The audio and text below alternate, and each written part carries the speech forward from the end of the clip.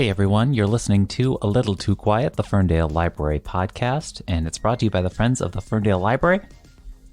And this is not a new episode, but it might be new to a lot of our listeners, because this is actually going to take us back in time 4 years. This podcast has been going for 4 years, and we've made just about 250 episodes now. And no matter when or where you started following us, first of all, thank you. But second of all, it's kind of nice for us to look back to December of 2019, when the Friends of the Ferndale Library helped us start this podcast. And we kind of knew what we were doing at the time. We knew we wanted to have a lot of author interviews, but I think when the show started, and in a lot of ways it is still holding to this, but when the show started, it was kind of setting out to defy misperceptions or stereotypes about libraries, being quiet or being these kind of stodgy old buildings with books, and finding opportunities to, I guess, evolve everyone's, perception of what a library is today and what a library can be too. So, how did we even say it? We thought people's perceptions of libraries were places that were a little too quiet or something like that. Anyway, we had like 12 ideas for names for this podcast. And we left it up to the Friends of the Ferndale Library to decide what the name would be, and that was the one they voted for out of the 12, and they were all full of library puns. Of course they were. Anyway, let's get to our episode. This is a look back to our literal first episode ever, and it's with author Josh Malerman, famous for writing Bird Box, which was turned into a hit Netflix show. This was 4 years ago. Josh has written 8 or 9 or 10 books since then, but this was way back when he was, because obviously Bird Box came out in 2014, the movie came out in 2018, and then in 2019 he was releasing the sequel to Bird Box, which was called Mallory. So we talk a lot about that, but we also talk about his creative process. He's in a band here in town called The High Strung. We talk about a lot of things. Josh is always a great interview. So I'm gonna let it play now, and you can actually listen back to some of our original theme music, which was also composed once again by John Duffy. Here is our chat with Josh Malerman.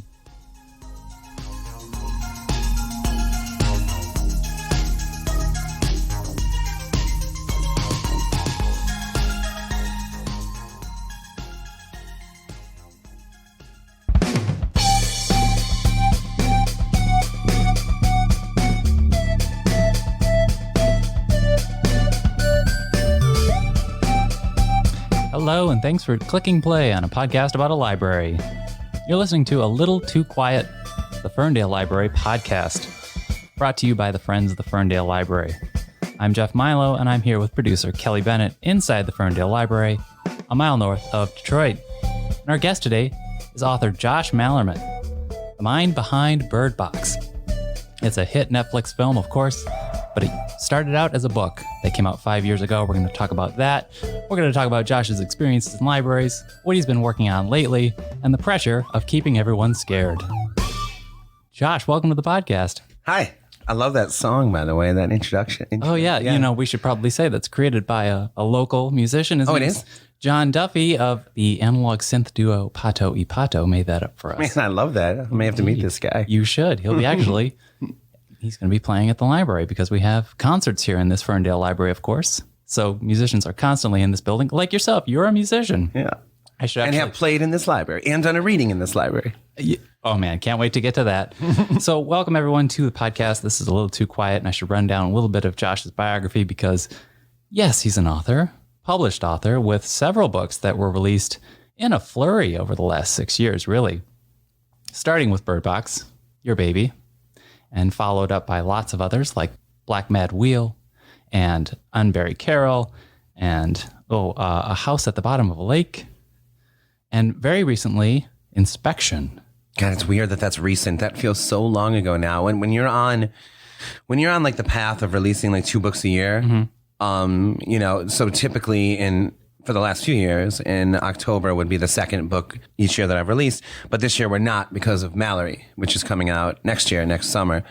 And Inspection feels like ages ago. Right. It's like 6 months ago or something. Right. And for fans of the film Bird Box who probably went back and discovered the book Bird Box, Josh buried the lead right there and mentioned a book called Mallory. What's Mallory? Mallory is a follow-up to Bird Box. Sequel. It's a sequel. It's more or less a day in the life many years later, but the same, obviously, Mallory and Tom and Olympia, who, if you remember from both the book and the movie, are boy and girl finally named Tom and Olympia. So they are now 16-year-olds, and Mallory, it's a day in the life with the 3 of them, essentially. A very scary day in the life, 16 or 12 years, I guess, after the first book ends. If you've not read Josh's books, you should know he's been nominated for several awards. He's usually categorized in the genre of horror or thriller or suspense. Haven't won any of those awards. Just wanted to note that. No, but still. 0 for 5. I'm in 3rd place for the most nominations ever without winning in Stoker. It's an honor just being nominated. Well, that's, I have a card. So the guy that's in first place, this guy, Scott Edelman, this really funny guy, he has like a punch card because he was nominated, I think, 10 times and he's never won. Wow. So he now goes to, he goes to Stoker Cons, but he'll hand me, people who are in the running, these punch cards that are like, so you have 5 nominations and you haven't won. And on the card, it says, it's an honor to be nominated. But it kind of is though, right? Well, yeah, sure it is. But, I still, God, I wish Bird Box would have won that one. It's funny. It's like, despite all this amazing stuff going on, and that's not saying Bird Box is any better than, Maria Alexander is her name. And I'm not saying it's any better than her book, but, God, that one felt like a special moment. And I was so prepared, Jeff. I was so overly prepared. It was like the tortoise and the hare. Right. Me at the awards ceremony. Right. I was like counting down the categories until I had to give a speech. I was like, okay, Allison, it looks like we got like 3 more categories, and then I got to get up. And how's my collar look? Do I look good? I mean, it was like I was like the hare. Yeah, folded paper in the suit pocket. You had a yes. Okay. Like I'm like drinking water to clear my throat. When they said here's the announcement for best novel, I was like, a hand on the arm of the chair to stand up. All prepared, smile on my face. It didn't win. So, yeah. I just think about how much brilliant work actor Al Pacino put in and wound up winning an Oscar for Scent of a Woman. And I hope that your book version of a Scent of a Woman performance isn't what actually gets it. I want your peak Malerman me too. energy, not your later career hoo-ha stuff. Not to not that you get we'll there. See where that goes, yeah. But not to whatever. But I do feel like something big coming lately. I was just talking to Allison about this recently. I don't know how to explain it. I don't, as an artist or something, you can start to gauge because when you've made enough songs or books, you can start to gauge sort of a trajectory. And you realize like you haven't peaked out. It's not like a single straight line or something, right? But you can see the peaks and valleys. And that doesn't mean the peaks are so high or that the valleys are so low, and someone else may disagree with you. Right. But I have a sense that something big is coming up next. That gives me suspense right now. I don't want to ask further because I don't want to ruin it. But just in case no one knows who Josh Malerman is, we should go back to reference how nervous he was getting before his speech, and then segue into how he's a musician in a band called The High Strung. And if you don't know The High Strung, but perhaps you're a Showtime viewer, then you've probably heard their song providing the theme song for the show, Shameless. So for 9 years now. Yeah, it's crazy. 9 consecutive seasons they've been using the High Strung, Detroit's own High Strung song. Yeah, that is bananas for us, man. I remember we had just practiced, and I think I was still hanging out with Steven. And then your guitarist? Yeah, the guitarist of the High Strung, Stephen Palmer. And then Derek Burke, the drummer, called me. He had just left practice, and he's like, this is crazy. This woman that shops our songs to film and TV called him and said that she got us a theme song on Showtime starring William H. Macy. And we were like, what are you talking about? And this is before the book stuff, too. Right. So, it would be exceptional either way, but it was really something out of nowhere for us at that time. Yeah, wild. Let's get back to the book stuff. Sure. Because I want to ask specifically as a horror writer, and you've been writing all your life. You were, a little teenager, right? Mm-hmm. Maybe you weren't little. Maybe no, you were I was. Okay, all right. But I wanna ask, first of all, do you feel like, I wonder if this is common in the experience of a horror writer, that you have to up the ante, that you have to get scarier, that you have to try something even further? It's almost like, are you building haunted houses on page? Let's take, for example, a house at the bottom of a lake, right? Okay. This is about two teenagers who, on their first date, they're being creative. They go canoeing, and as they're canoeing, they pass over the roof of a house. It's like submerged 20 feet below them. Yeah, yep. And they're like, "Wait, what is that? Is that a roof? And is it just a floating roof? There can't be a house beneath this, right?" Eventually, this leads to a house underwater, this sort of thing. While writing that book, I think all of us in the field think about what you just asked. You know, how do I need to ramp this up? Do I not? Is it so obvious? You know, there's always that danger of, and then, you know, where's the scare? Right. And where's the scare? But sometimes I think that naturally some ideas, and I think Bird Box was like this too, I think some ideas are just frightening in and of themselves. So a house above lake, you're down in this house. What more do you need than it's cold, it's dark, it's wet, it's unfamiliar, it's impossible, and you're only able to see by the beam of your flashlight. How much scarier do you need than that?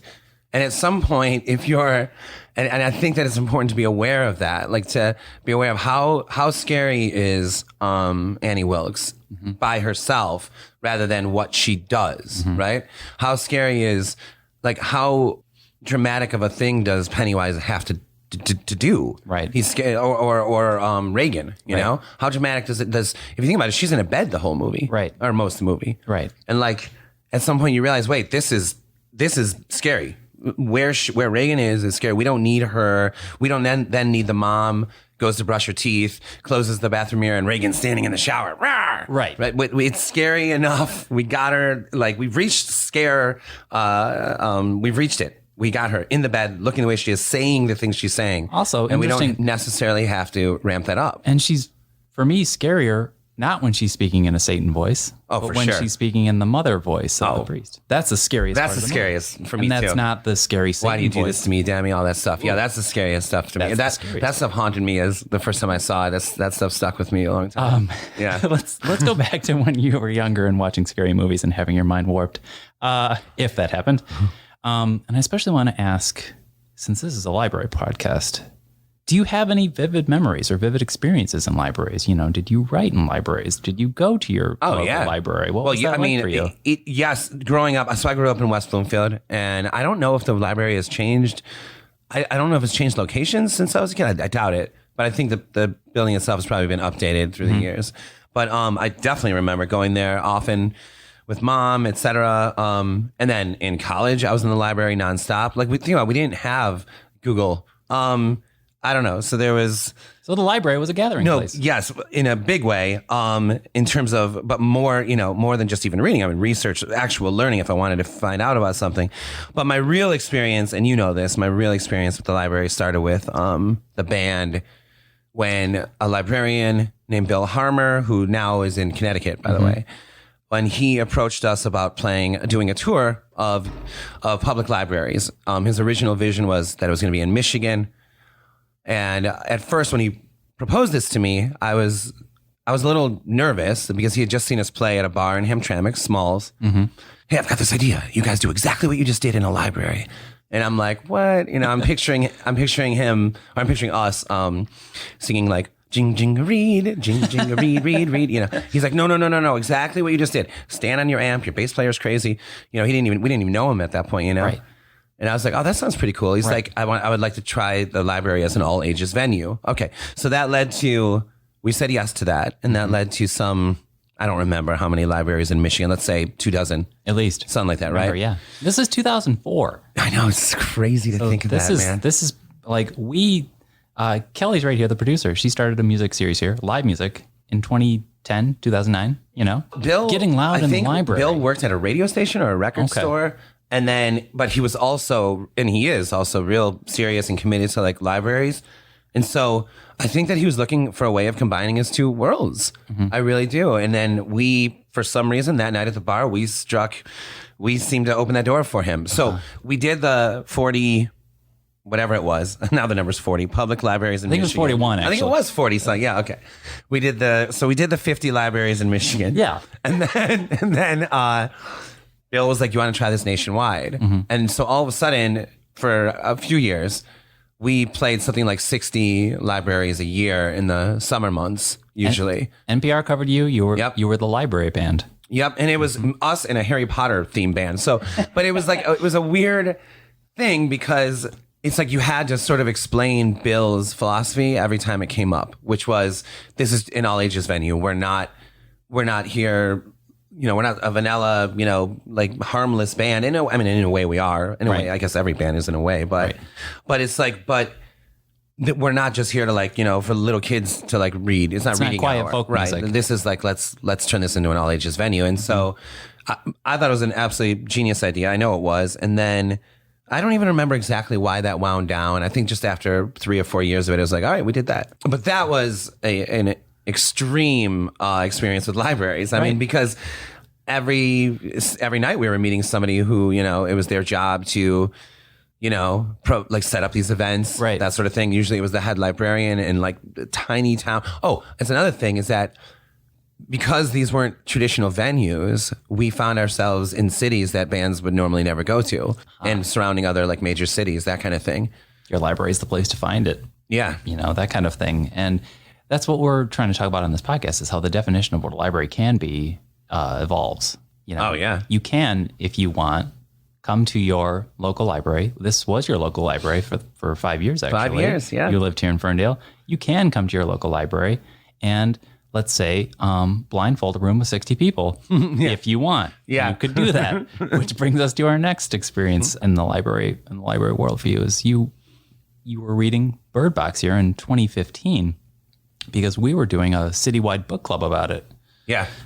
So sort of patting ourselves on the back. That was amazing, man. And then also were you guys linked with Go Comedy?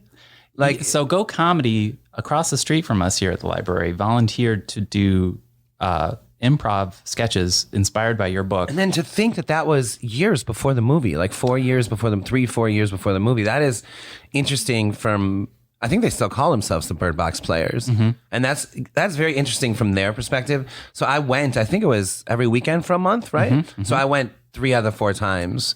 And of course, I was like out of my mind, loved it, And I was like, this is crazy, And then, but there was full houses there, and they were blindfolded. They couldn't go outside. They couldn't look. They made fun of like calling out. And there were scenes where they would go out in the audience blindfolded. This is like 3 or 4 years before Sandra Bullock plays Mallory. Right. And that's like an interesting... Before the Twitter challenges. Yeah. Mm-hmm. It's not like they were like capitalizing on something. Right. It was like you guys had like a book of the month. That's right. The read of the month. It was a read of the month. And they were like linked to that. And they did something that in hindsight, seems like very, which prescient. Might answer my next question of what your favorite thing about living in Ferndale was. That kind of is it, right? That this is the place where that can happen. Oh, your you memories. mean the town? Yeah. Yeah, you were here from 2013-ish to 2018-ish. Yeah. And between you and Denny, Denny at the library bookstore? Down the street from us, downtown Ferndale. You know him? Yeah. Yeah. Oh, yeah. Because he comes in here a lot, right? I call him Dennis. Yeah. You can call him Denny. You call him Dennis? Yeah. I know. I see Denny I used to see him like every single day. Yeah. To have you and him is sort of in the same town is like Denny's probably the most knowledgeable horror sci-fi person I've ever even met. And that includes, all these authors and conventions I've been to. That dude is an encyclopedia, man. Oh, for sure. Yeah. Let's get back to Bird Box becoming a movie and what that was like for you. I'm sure you've gotten a million interviews about that, but now that you're 2 years beyond the experience, 1.5 years beyond that experience, can you still talk about how you had to process that?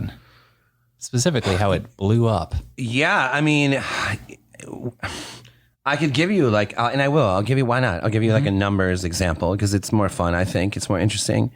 So when Bird Box came out, it sold, I don't know, like 100 copies its first week, something like that. And then another 100 its second week, something like that. And it did that same steady number for about 4 years, which is somewhat astonishing. Mm-hmm. You have the initial run and it's either huge or small and maybe there's a peak or this or that along the way. But for whatever reason, that book stayed about exactly the same amount of sales it had every week for years as it's the week it was released. This thing just kept like every week it would be like, oh, it sold like 100 and something or 90 something or 100 and something. And you're like, what is it's going on? It's like this very steady word of mouth. It wasn't like an explosion. It wasn't viral, but it also wasn't forgotten and it didn't like slip through any cracks.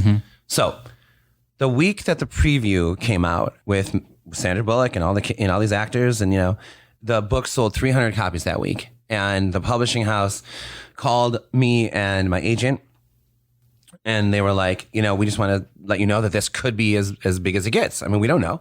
We just, now the book title's everywhere. It's in all these ads, and there's Sandra Bullock's face, and and it sold 300, and that's pretty damn good. It spiked three times.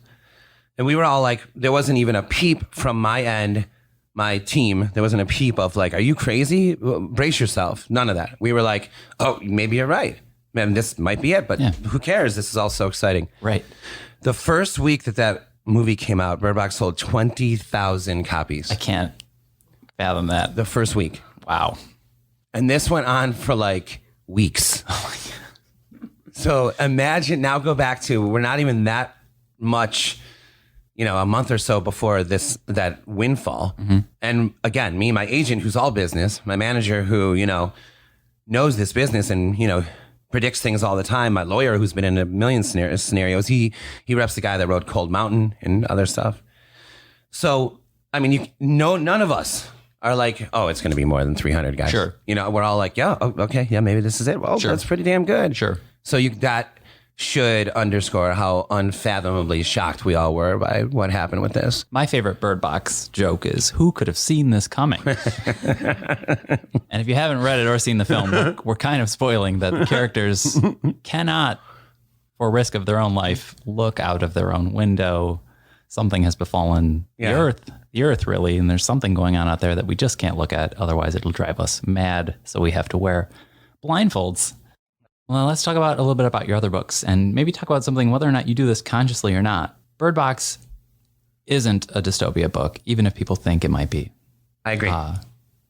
Black Mad Wheel isn't a war novel, even though it involves army soldiers and people might think it might be.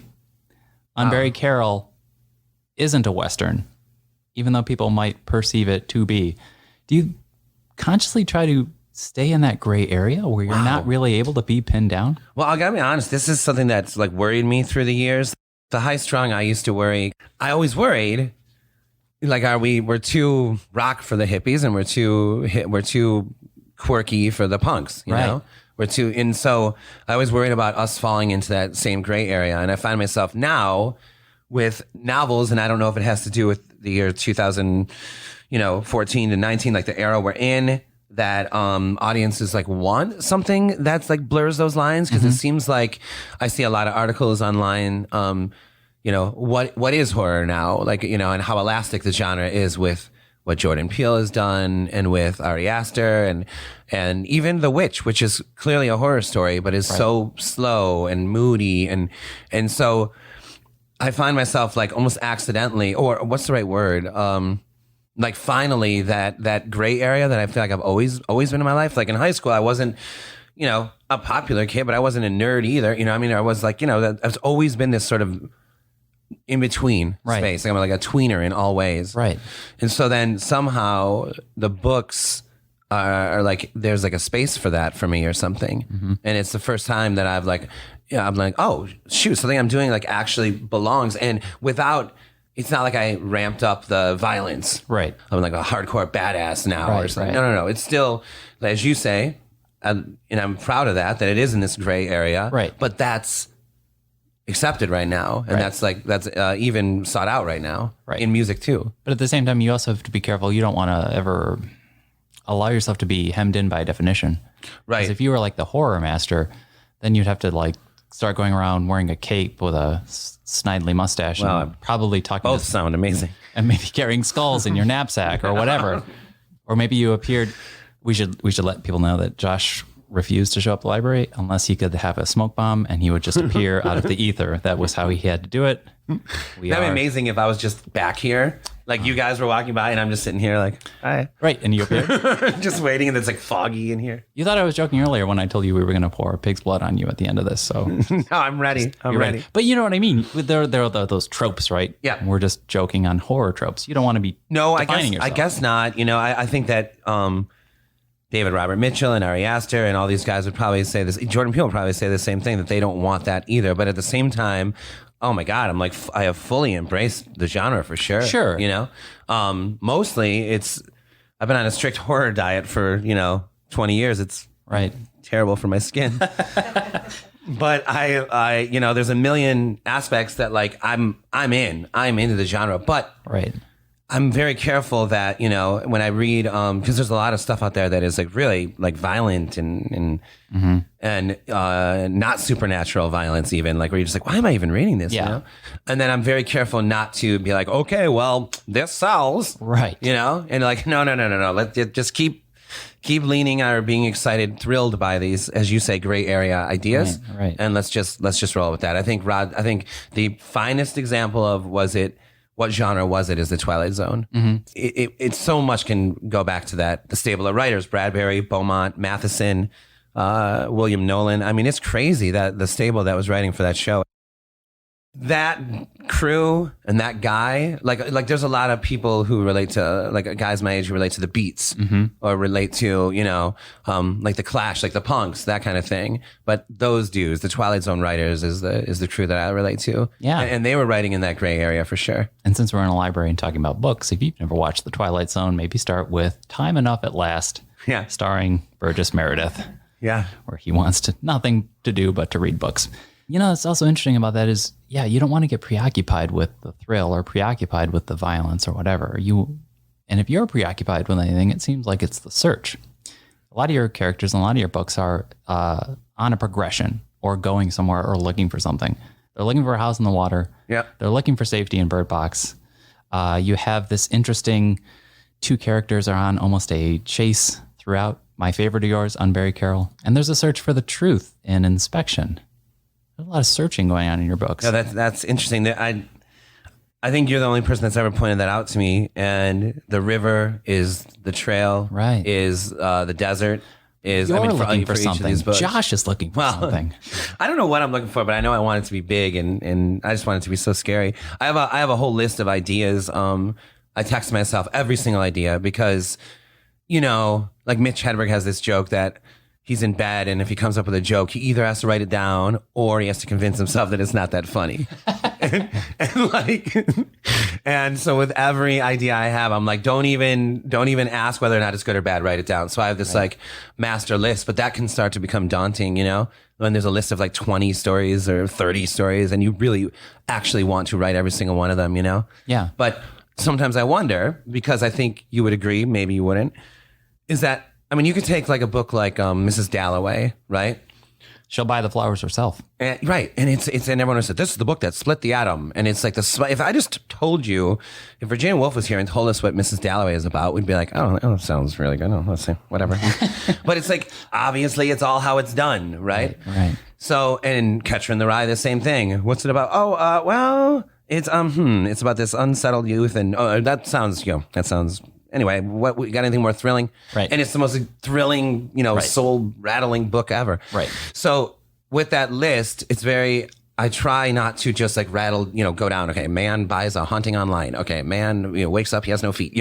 It's like actually stop at each idea and try to imagine like how can it be done. That would be something like give each little dinky idea its due. Man, give the dinky idea its due. And that's like, well, that's a professional term. Yeah, those are your text messages to yourself. It's true.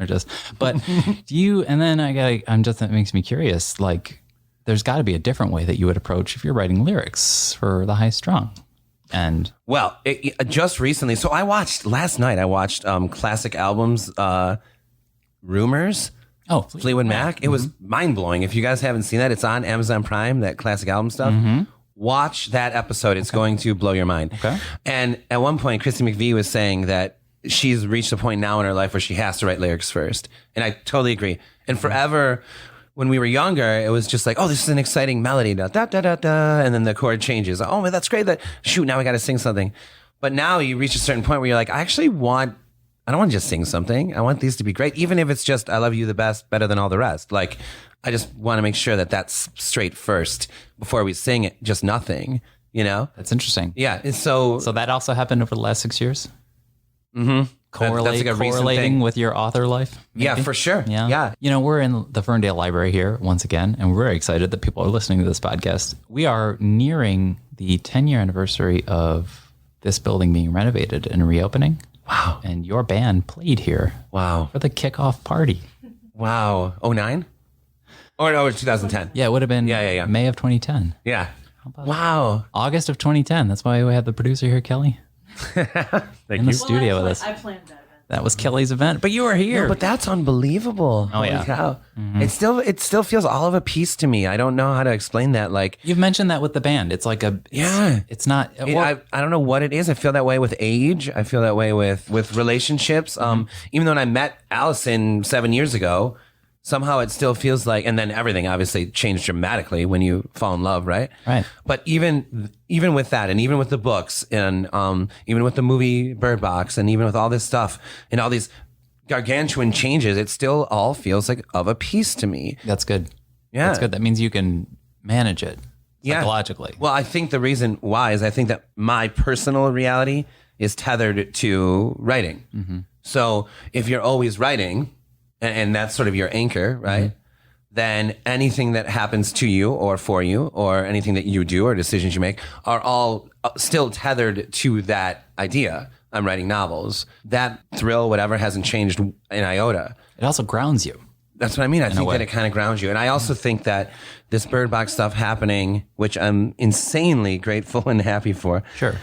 It happening when I'm in my 30s and 40s. Because I got a book deal when I was 37. Right. I think that also goes a long way in it not rattling the foundation. If this had gone on when I was like 23 or something, dude, I can't say in a family friendly, Well, sure. That's what I would be doing with all my money. No, I'm just kidding. Imagine but it's just like I don't even know where I would be psychologically at 23 if this was going on then, dude. It's probably good to remind yourself, even if there's like a hot air balloon with your face on it, and fireworks and who knows what. And okay, let's say that was happening. I would, when I was 23, I'd be like, woohoo. Woohoo, and spend your money. Now it's like, I would be like, oh, that dude writes every day. Right. Defining yourself as, okay, well, that's great. There's a big old hot air balloon and fireworks, and I'm a writer. That's all well and good. Yep. And I have a sense that the writers who, someone like Hemingway is different than someone like Stephen King, who it's just different. It's almost like Hemingway created a character also, even without doing quite like what Bob Dylan did or something, but there's still a sense that he did that. Yeah. Mm-hmm. So then I don't know if he, for a guy like him, and it also for him, he had a different type of success and when he was younger. I wonder what that did to him. He was still able to put out like, holy cow, work throughout his whole life. I mean, I think Old Man and the Sea is his last book, right? Mm-hmm. And that's arguably his best. Mm-hmm. So I think about that often, how some of these guys and girls, how do you maintain, like, the world anoints you the greatest band, Beatles, when you in 1964, and then you go on to do the greatest albums ever? Right. Like, where did you find that resolve with all that like bizarre pressure and attention? And it's interesting. It's a steel focus. It really is. It has to be. And I think Hitchcock was like that. I think Stephen King is for sure like that. Yeah. And it's not just output. That's definitely a part of it, but it's also, there's a sense of like life, like vivacity in what they're putting out. Mm-hmm. Was there any pressure to adapt? And by that I mean go into a short story format, and knowing that you would be maybe writing for the screen. I'm referring to, you wrote an episode for the rebooted Creep Show. Yeah. Which is on the streaming service Shudder. And that involves Greg Nicotero. Yeah. Of Walking Dead fame. What was that experience like? Oh, that was amazing. So one of the producers, Brian Witten, reached out to me and asked if, and I had met Brian in LA to talk about other projects once. And a couple times, and he wrote me about, do you have any short stories or anything that could work for Creep Show? And I was like, wait, I love Creep Show. And I started telling him all about, as I've told you, how much I love the soundtrack and the movie and all this. And then, which is my style, I was like, why don't I send you, I sent him like 10 stories or something. I was like, one of these got to work, man, you know? And then him and Greg Nicotero called me and that they wanted to buy 2 of them. Okay. So House of the Head was one. And this is an interesting thing real fast. I don't know what floor it is in the DIA that has like the African art, like the old stuff. Is it the first I floor? want to say it's the first and if not the ground floor. Yeah, I think it's, okay. Yeah. So in there, and I don't know if it's still there, there was this like little wooden something, like mask or something, and it was called the House of the Head. Oh. Allison and I were in the DAA, this is years ago now, and I was like, wait, the house, what does that even mean? It's like this little mask, like, you know, or something like that. And then I was like, this is the greatest title ever. Allison, I got to write this story. I got to write.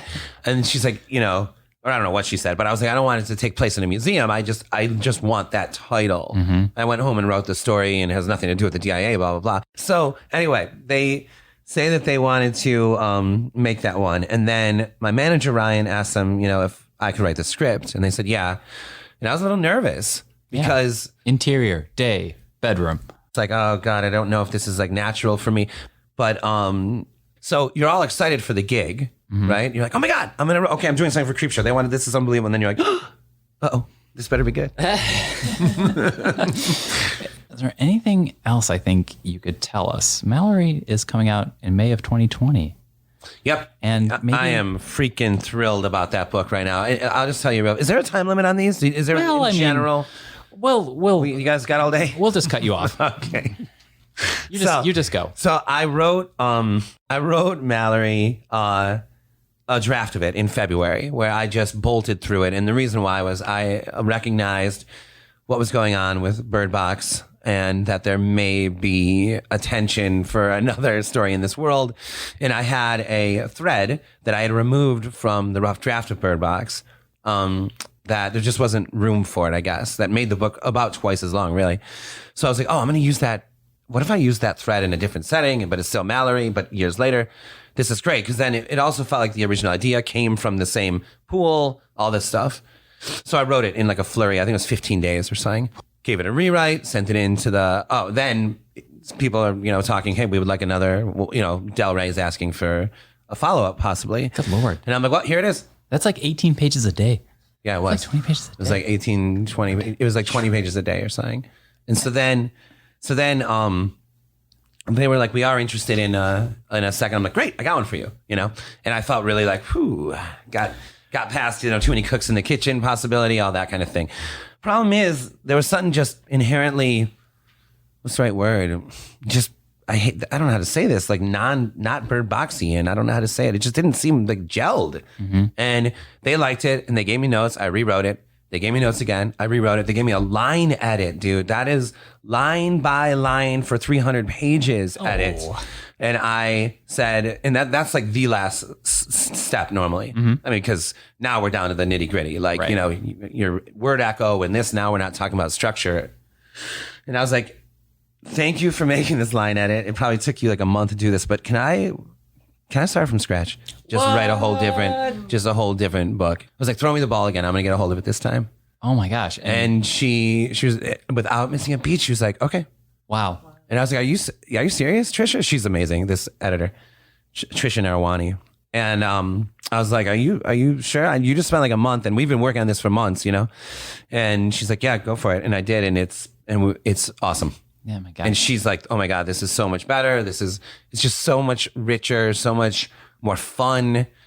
It really focuses on Mallory and Tom and Olympia. And whereas in the other one, it seemed like they were 3 of a cast of characters, you know, but then there was the setting up of these other characters and this world building. It just did not feel like the right thing at all. And it's interesting to me because in a couple ways, number one, I'm a numbers guy, as you know, and I keep like steady track of how many books I've written, that kind of thing. So books number 29 and 31 are Mallory. That's interesting to me. What's ever going to happen to that other Mallory? Mm-hmm. Nothing. But right. It's just interesting to me that this other version just exists. Right. I don't know if I have another example. I know that when Ken Kesey wrote Cuckoo's Nest, he finished it and then said, what if this was told from Chief's perspective? Oh, man. And it changed the world, really. Yeah. But I don't like, that's different than what I went through. Mine was like, you know what? Screw it. Whole new story. Let's try it again. Story, yeah. Right. But I don't know if I have another example of a book I don't know. I've never heard of an author that man. did that necessarily. I'm sure it's been done. Yeah. But I just don't know of that. Like, I don't know of that with like, anyone in the genre or outside the genre or anything like that. Yeah.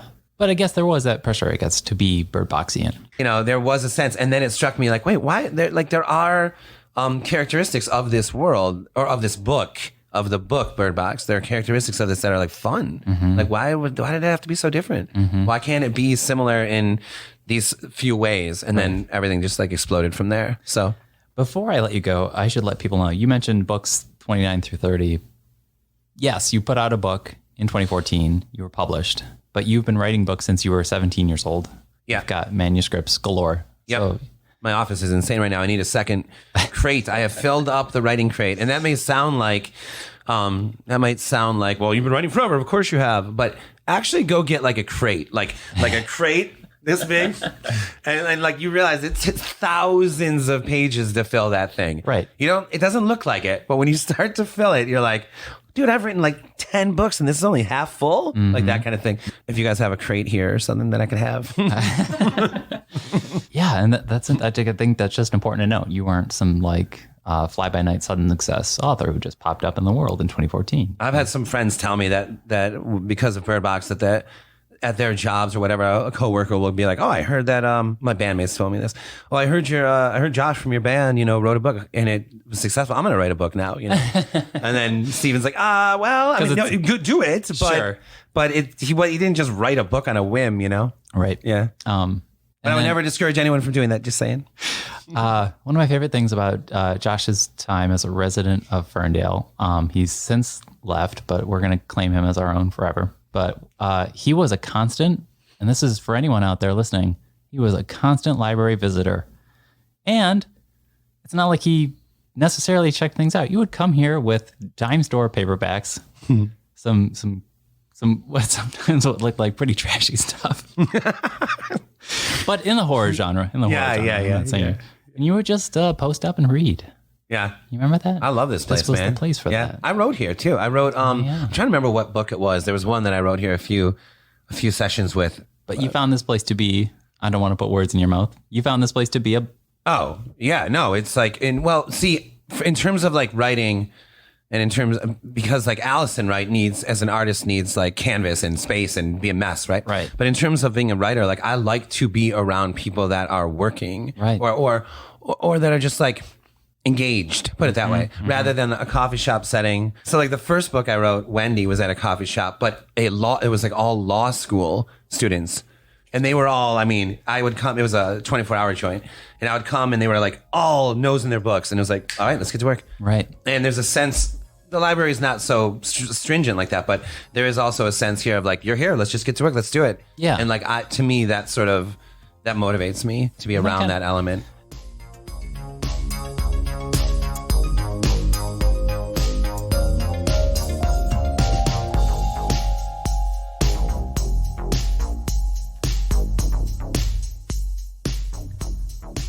And that was our chat with author Josh Malerman. We were talking about Mallory. That was way back in 2019.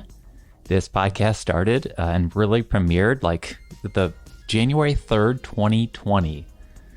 So just about 4 years ago, we did, just to catch you up, we did about 3 months of in-person interviews here in our podcast studio. And then we switched to Zoom for much of quarantine. We kept the episodes going. And the rest is history. If you've started following us in the last year, last 2 years, last 3 years, last 4 years, either way, thank you so much for listening. The music is always by John Duffy, which is great. And you can also just dive even further back into our archives and hear some great interviews. We also often talk with lots of amazing best-selling authors like Lauren Groff or Stephen Rowley or Lucy Clark or Grady Hendrix and on and on. And aside from that, we just wish you a happy new year. Please remember to rate, review, subscribe, and visit ferndalefriends.org if you want to find more information about the Friends of the Ferndale Library. We'll be back again soon. Take care.